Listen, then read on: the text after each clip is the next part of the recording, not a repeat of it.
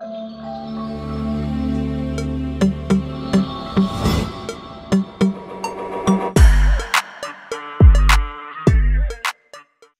guys, it's Bailey and today is going to be kind of a twofer. It's a quick refresher on Dungeondraft, which is still in development by McGlintlock. A great module, always has been one of my favorites. And also some new developments with Mass Edit, which is in the Bailey family, and with some new functionality there.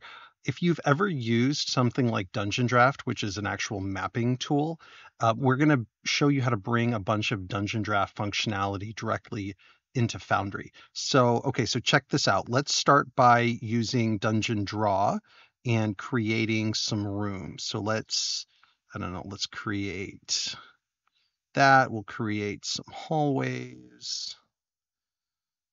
We'll have another hallway kind of branching off this way. If you haven't seen Dungeondraft work, you're looking at it here live. And I'll just make some more interesting rooms here. And then let's make another hallway that branches out.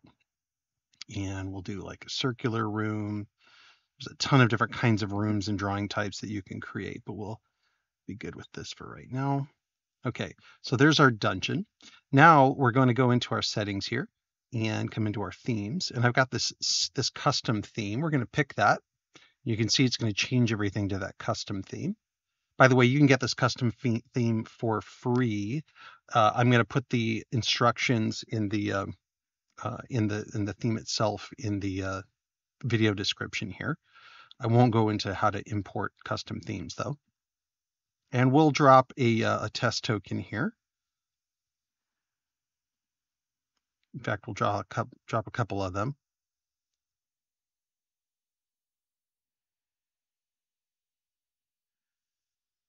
Okay, so now let's open up Mass Edit. And let's look up stone ruins. Now, normally we're on the token tab, which means these are going to be all prefabs, but check this out. Let's go to the tile tab. Stone ruins now shows us all of these tiles, hundreds of tiles of stone ruins. In fact, these are all of my stone ruins tiles. And that's not it. Like literally all of my tiles are now in Mass Edit. So you can look for all of my prefabs, all of my tiles. It's like, I don't know, 15, 20,000 assets all in one spot, right? So, but now that's not the only part. So let's look up stone ruins rubble. And let's grab all of this rubble, like all the way down to here. Right click it and say brush. We'll give it a second. That's a lot of assets.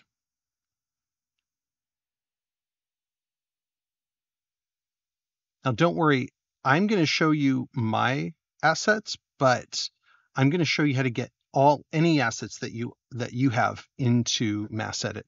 Okay, so check this out. We have this new brush panel. Okay, I just hit the reset button to bring it back to kind of what it normally starts at. And I'm going to start placing some assets here. And if I don't like an asset, by the way, look, I can rotate it. Can rotate it kind of smallly. I can actually increase or decrease the size of it. I can even cycle through different assets, kind of like that. That'll be a little too big for this map. Maybe let's put some of this here. This is pretty good. Yeah, I like that. Just kind of putting some of this rubble around so it looks like this is maybe a destroyed ruin.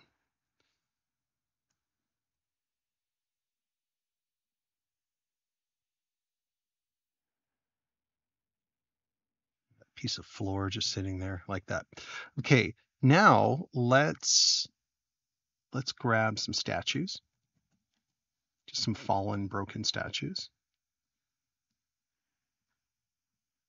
Try all of these. Right click, add those to the brush.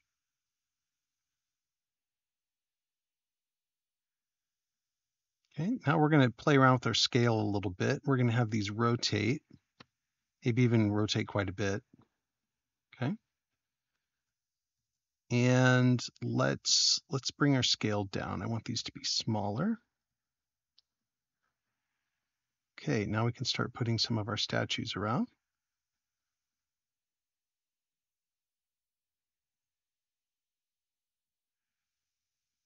Just to make it seem like maybe there's some civilization here at some point.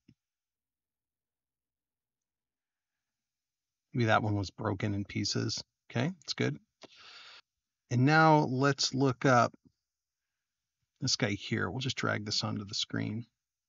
This is set up as an overhead tile, and it's got some special multi-functionality. So let's go ahead and put this here. We'll make it a little bit bigger. I'm just using quick scale to do this. And I'm going to change this so that it's transparent. That looks good. Put another one down here. Another one here in this entryway. Okay. And let's see, what other views do I have? I've got kind of like some windows and stuff like that. This might dress things up a little. Just cutting and pasting.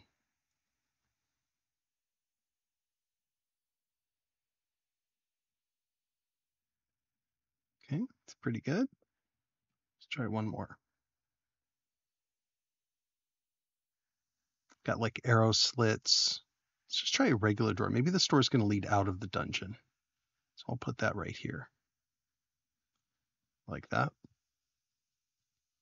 And let's make some of these enterable.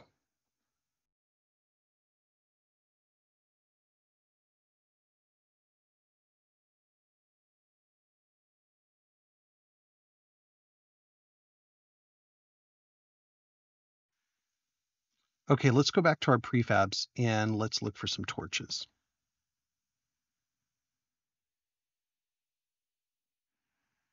Okay, let's use this one. It's a nice standard torch.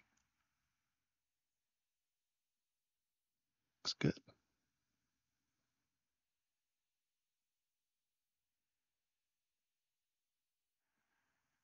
What I call a grotesque torch.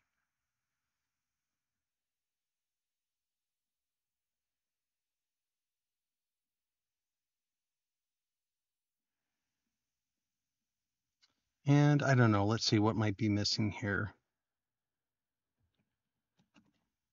I want some barrels. Let's grab all of these barrels, add them to a brush.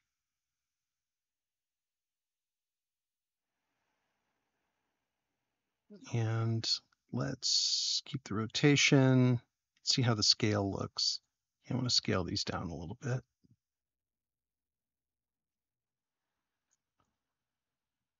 Looks good. So let's start putting some barrels around. You know what? Let's add a drop shadow. I'm going to pick one of my regular drop shadows. Huh? Pretty good, right? Put some barrels in here. Maybe this is where there was a camp of some kind. Okay, feeling good. Now, I'm just going to set my scene parameters that I like. I like this scene with black background, reactive lighting. Okay. And this is a pretty good dungeon. I can use this as a teleport to go somewhere else. But we basically just did what I would consider Dungeondraft inside of Foundry. Okay. So all of these new brushes and things like that, these are the things I'm going to show you how to use today and how to bring your assets into this world. Okay. So really quick, in terms of setup, you might want to use some of my custom token magic effects filters, if not for anything, but for like the drop shadows that I just showed you, which are better than the default drop shadows that come from with token magic effects. They've got this weird like animation turned on. Mine don't have that. So you can import these by downloading the special JSON file. I will link to it in the video description. And then use the token magic effects import macro that you can find in that module's macro compendium. I think I might even have it here. yeah, if you go to the import presets local and you click on that, you'll get a chance to upload the special Bailey JSON that's got a bunch of my custom macros in it. If you are a subscriber, a lot of those custom effects also have like overlays and things like that, so you want to pick that up. Okay, so today we're going to talk about this new brush interface. We're going to talk about some other changes to Mass Edit, and then we're going to talk about how to bring your own assets into Mass Edit, and then we'll finish with just some notable Dungeondraft settings that you might want to pay attention to. So with that, let's unpack the new brush interface. So you open the brush by opening up the Mass Edit presets. You have your preset browser here with your different types of entities that you can add to brushes. We're going to probably stick on tile for right now. Okay, so let's bring up just some like tree tiles, and we'll use those as kind of our starting point. And we'll pick some of these tree tiles here. We'll add them to a brush. I will also show you how to create your own like assets and stuff like that too as part of this. Okay, so let's reset our brush here. We've got things that you would recognize like rotation. So this gives you a range of rotation. So this tree, they'll rotate it within this range, right? I'm hitting Control Z to undo it. Scale's the same way. You can use that and create more randomization. You can see all of a sudden you've got a big tree canopy where you didn't have one before. Now let's look at some of these other things though. You'll notice the assets that I put in here go down this list here, and I can pick those assets and it'll jump right to them. I can also right-click an asset and it will delete it from the list. Now let's look at some of these. So this is randomized. This will actually randomize your selection of assets from this list here. You can see it jumping around. If you turn that off, it'll just take the next one in sequence. Okay, could be useful in different situations.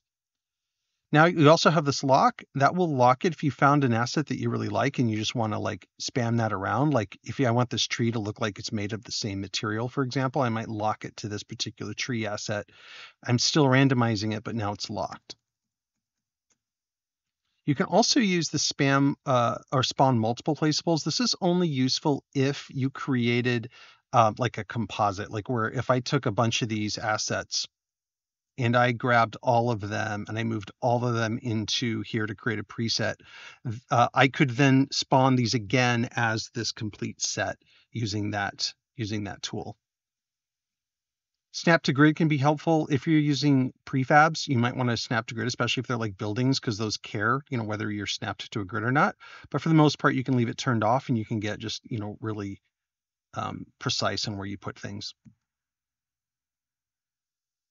Scale tiles and drawings relative to the grid size. So this can be helpful if you're using different grid sizes than the standard 100, or if you're using artwork that was coded with different grid sizes. You can see it works the same way, but you may need to test it with whatever your assets are that you're importing to see if you want to have this on or not. And also, again, if you're not working with standard 100 grid sizes, 100 DPI. The spawner mode, if it's in spawner mode, it'll spawn a new asset.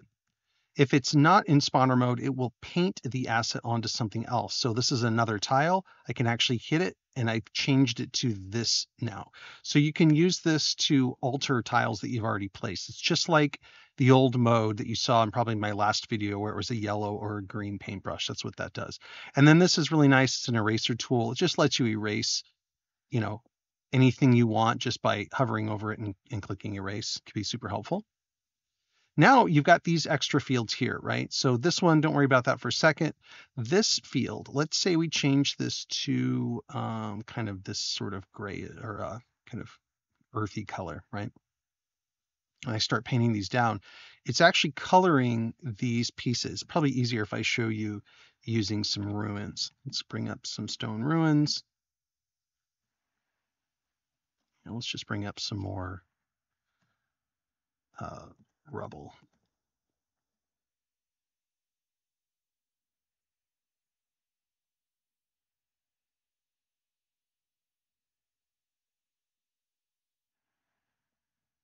Make these a little bit smaller.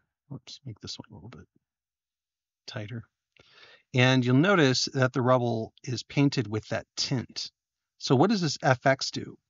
Well, if I press that, then it will paint with Token Magic Effects Dungeondraft tint. So you see how it's not changing anything here? Well, let's pick up a colorable asset like this roof. We'll add that to the brush. Get rid of these other options. Whoops.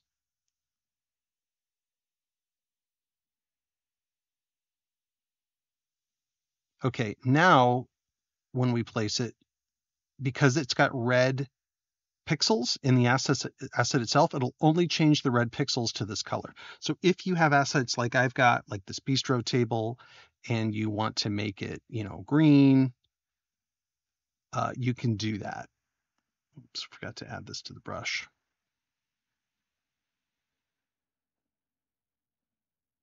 All right, there's our green bistro table. And you can also randomize it. So whether you're using tinting or Dungeondraft, you have the full set of randomization options here.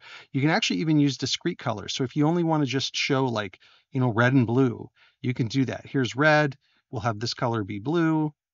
And we'll right click and we'll make another color in the middle green. Now we're just using these discrete colors. So when we put this down, it'll randomize.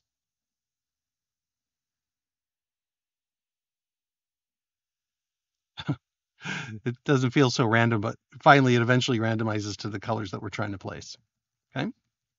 So if you turn this off, it'll tint, and if you turn it on, it will randomize. Just a little heads up though, if you tint something and you tint it red, it will actually, and you put red things down, those red things will now be colorable using Dungeondraft. So there's some ways that you can actually use both together. And then this last thing is super cool. So let's say that we want to make a floating object. We want this table to be floating. See how the table is now floating? It's because I'm applying a Token Magic Effects filter to the asset when I drop it. So let's get rid of this brush right now and let's open up some more trees. We'll go down to just some regular tiles. I already have those coded. So let's grab some of these trees. These are colorable in this case. We will add them to a brush. And let's do this. So, forget what it's called. Leaves swaying. So let's go strong leaves swaying.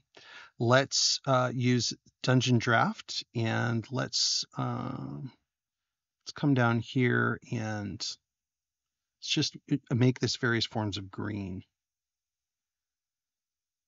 Double click that one. Start over here. Okay, we'll apply that. Now, you see I've already accidentally dropped some, but if we drop these in now, not only are they recoloring based on our method, but they're also animated with this, windy tree sort of animation. Pretty fun, right? Now you can only do one filter right now. We might change that later. ADEF has been doing a bunch of bad stuff in the background, as you can tell. But for right now, like, it's pretty nice, right? And if you need to add a drop shadow, if you don't already have one applied, you can do that and it'll give you that nice drop shadow. Now you can have assets that already have these applied. Like if I grabbed all of these treetops and I dragged all of them into my mass edit window and created a preset, it would take all of their applied settings also and make a preset out of that. Then if I put it back to the brush will not only respect all of the settings that I've got here, including any randomization or other things that I've set in the tile, it'll also then apply its randomizations on top of that. So keep that in mind. It does play with anything you've coded that already has sort of what I would call native randomizations and settings within Mass Edit already applied. So you can make some really, really complicated things that have really fun effects. I could make all of these trees have overhead settings, right? If I open my Mass Edit interface and I say, okay, I want these to be overhead. I want them to act like roofs. Let's go ahead and have them at level 10 up to infinity. We'll show even one below, and we don't want to hide these in the fog. and we'll turn off all blocks all site. So now these are overhead tiles. I can drag these in here, make a preset out of it, and then I can have these deploy randomly. Two other things that you should know. Remember, you have a reset button that will reset your brush back to 0. It will remember its state, which is super nice, but you sometimes want to reset it. And then once you have a brush that you really, really love, you can come up here to this fun little button and press it, and you can generate a brush based on everything that you've got in here. So all the assets, all the settings, you can create a brush out of it that then you can drop into your macro bar. So, and you can save it by either the UUID or by the name of the actual assets within Mass Edit. And I recommend going by names most of the time, but you might find instances to do both. But check this out. So I have a brush for summer trees because when I do my maps, I use trees so often that I just want to come back to this brush all the time. So I just clicked on it, and now I'm placing trees that have my drop shadow, they have my coloring, and I can span them all around, and they already have all of their heights and levels set up. There's some randomization associated with those, so it puts the trees at different heights. So that's a brush that I can just use anytime that I want, and I have brushes for autumn and Feywild and that kind of thing as well. And by the way, those macros that you created, you can even give those to players. And now players can spawn things. So if you want players to be able to spawn something, it could be a token, it could be tiles of some kind of anything, you can give that to players, and they can have that same kind of brush capability with something that you give them. I could imagine some cool scenario where you let your players kind of build a little village, for example, giving them some of the, myriad of buildings or shops in my library that they can then like drop into some kind of scene and kind of construct their own little town. All right, some things that you need to know about like hotkeys. So when you're in your brush itself, you're in this kind of placeable mode. If I just start putting this around, by the way, just to show you, there's only one asset here, but this preset itself, it has all of these functions built into it. So it's got a bunch of different assets kind of coded into one asset. And so this will automatically respect any of the codings that I've already got, and it will just mash them around and do their colors. I don't have to go through those settings here. But as you're placing these, Shift lets you rotate kind of in big rotations. Control is really, really fine-tuned rotations. Alt lets you zoom in and zoom out. This works with prefabs as well. And then if you hit Control and Shift, that will let you cycle through the different assets and will also apply the randomizations as you cycle as well. So you can place those around. You can cycle until you find an asset that you like or is a size that you like, put that in. You can always hit Control Z if you want to get out of those things. And let's say we put something in place and we're like, oh, you know what? I don't want to, I like that, but I want to change it. If you select it and you hit Shift D, that puts it back into preview mode. And now you can do the same things. You can't cycle through because it only knows what this one asset is, but you can change its size and do those other things like before, and it will just replace it. This is also super helpful if you've placed a prefab that you want to change like sizes and stuff after you've actually set it. So that's Shift D. Before I go on, you'll notice there is the ability to favorite things now. So, and this will come into play here in a second when you're not only having my assets, but loading others that you own. You can favorite things, and then they will show up in your favorites tab. And that just gives you the ability to build your own kind of list of things that, here's things that I favorited that all end up in my favorites tab. So that way, if I'm looking for lighting, I can look at just the lighting that I typically use, right? And the last thing I'll show you is we now have this new function. So let's look up stone ruins again and maybe rubble. We now have the function where you can drag this window out and it will go into thumbnail mode. And now you can look at the artwork in more detail, and you can, shift select. I'm holding down shift or control depending on how many things you want to select. And of course you can favorite these stuff. and just shrink right back down to regular list mode. Okay, so now we have like this new brush and we can spawn things in. We feel like we've got, we've got Dungeon Draw rocking. We feel like we've got Dungeondraft inside of Foundry. How do you get assets into this? Not just my assets, but your own, right? Like anything else that you've got imported. Well, you've got kind of two methods for doing that, and you're going to end up using both. So I'll describe both of them to you, and situationally, you may use one or the other. The first method is just importing from your asset directory. This is really the best method for getting lots of assets, like these tiles, just like huge lists of tiles, into Mass Edit browser. So then you can use them and look them up later. Right? These are going to be like dumb tiles generally. You can add some functionality later, but this is just like if you want to be able to use tiles on brushes and things like that. So what you're going to need is this special macro called Bailiwiki mass import tiles to mass edit, right? You're going to find this in my nuts and bolts module. So let's go to a directory like, let's say we're here in this signs directory, wanted to import all of these different like sandwich boards and overhead signs into Mass Edit. You're going to be in probably Mass Edit presets main. This is your default, but you can add more compendiums. Let's just stick with this one for now. So we're in that right now. And then we're just going to click this import tool. And when we select the folder, it's going to default to the folder that we're already in. So we're in the signs folder. We'll pick that. We've said include subfolders. It's going to grab anything in this folder and its subfolders and pull it in as an asset. From here, we can delete some of these. So if we didn't want, for example, all of these symbols, we just wanted the signs, we could get rid of the symbols. And I happen to make all of my assets in 150 DPI. You may get assets from someone else, and you may know that they're in 100 DPI or 256 DPI. You're generally going to want to know that just because it'll help make sure the asset drops in at the scale it was meant for, but you don't have to know it. It just can make things a little bit cleaner. Now we're going to unselect this single preset thing. So if I select a single preset, it would actually bring all of these tiles into one preset. And there may be advantages to doing that.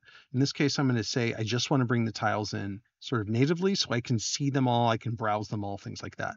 And we'll give it a folder name. We'll call it Bailiwiki Signs, and we'll click import. We'll get this little notification that it's done. If you're importing a lot, by the way, it could take a couple more seconds than that. And then we're going to close this browser and then just open it back up again.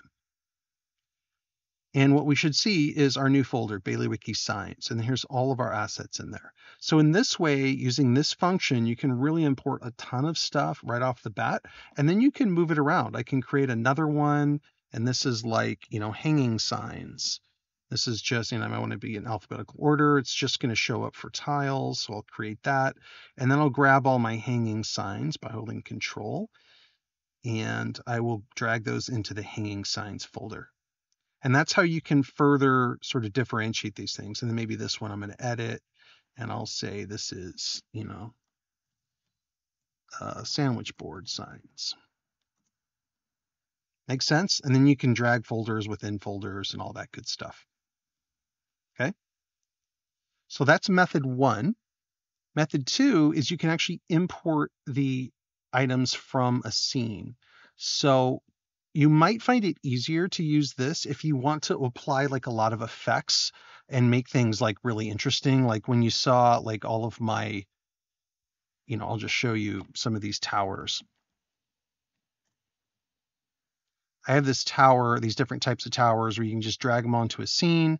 It will populate a full like levels enabled tower.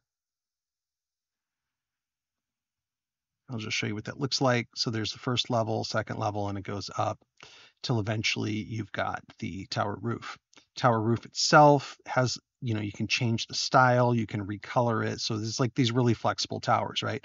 Well, I created all these in a scene first because they're more complicated. And then I would drag them into Mass Edit and create a preset out of it. You can do that with tiles. So like all of these trees, for example, if I got them the way that I liked, then I can just select them, apply any token magic effects filters, whatever I want, drag those in and create create a new set. But I can drag them in like this. And I'll call this like treetop set. And you remember if I select this, it'll drop them kind of one at a time, but let's just call it treetop set for right now.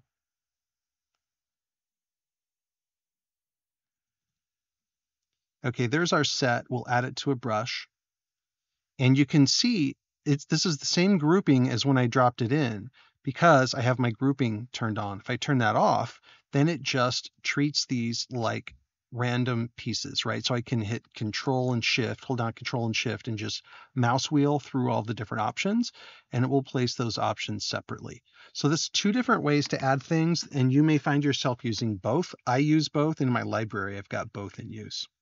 So just to reiterate, you can edit these things. You can give them their own randomization. If I right-click the scale, for example, I can create randomizations here, and those randomizations will flow through any brush work that you do. If you just leave the brush as standard, it will apply just the randomizations that you've coded.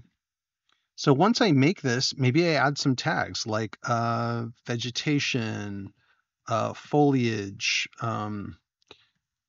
exterior, right? These are attributes that I may apply to this so I can find them later in case I'm looking to like create an outdoor scene. I can look up exterior and see all the things. Maybe I apply the term overhead so I know that these are overhead tiles, right? You can save it, click apply, and you've got your new brush.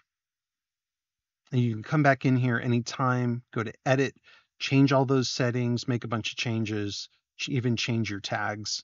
You can delete tags, add them, and you can even do it to multiple things. So if I have tree and I grab all of these and I right click, oh, by the way, these aren't editable yet unless they're in my active compendium. So I would want to export these to a compendium.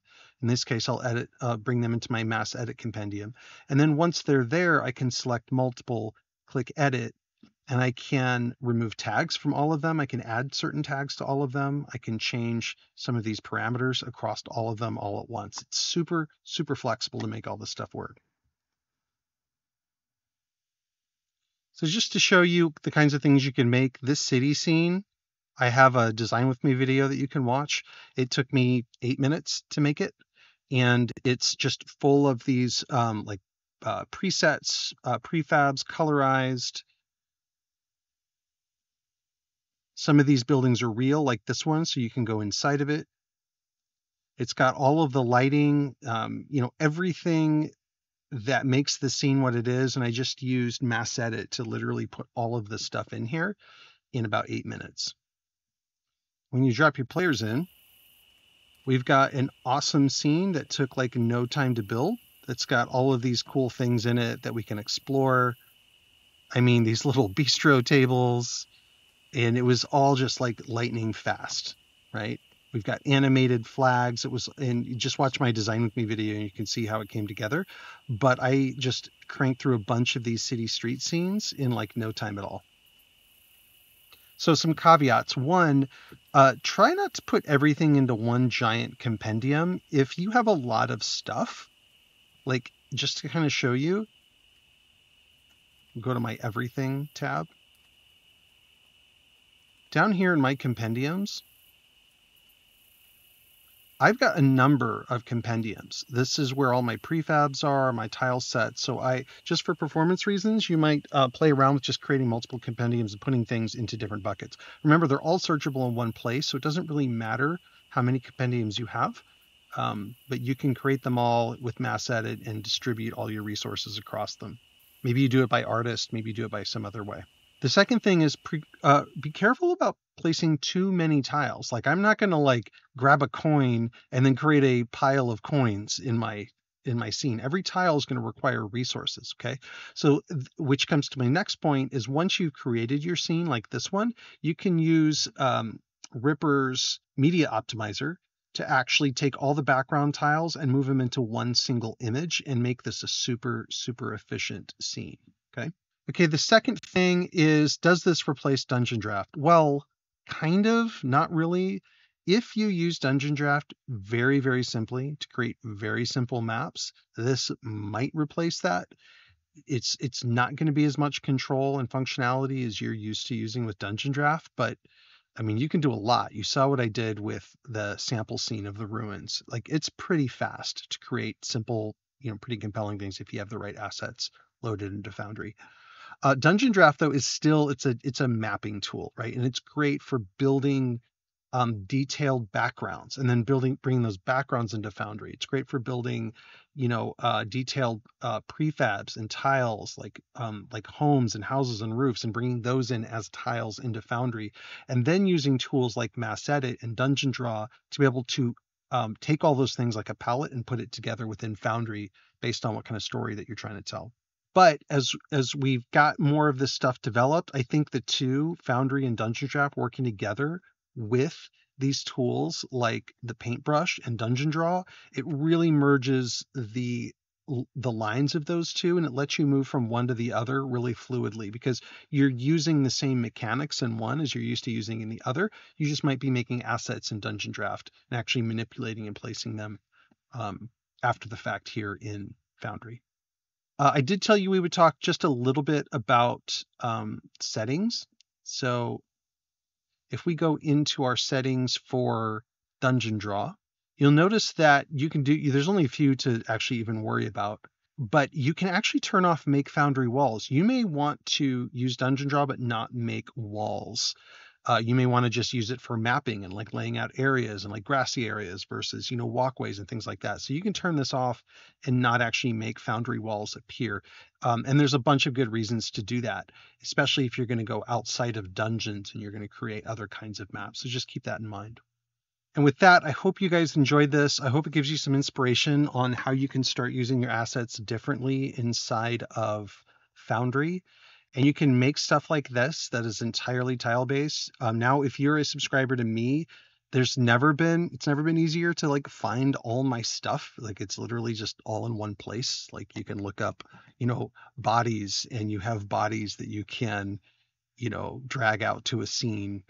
You can, look up street lamps and facades, and you can just drag these things out, and it's super easy, and like it's just a ton of fun, right? So if you like mapping in Foundry, if you like being able to like kind of unencumber yourself from what others have created for you in terms of maps, you like to get more creative, then it's never been a better time to be able to do stuff like that.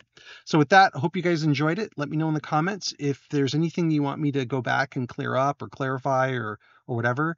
But in the meantime, I hope you guys have fun making your maps.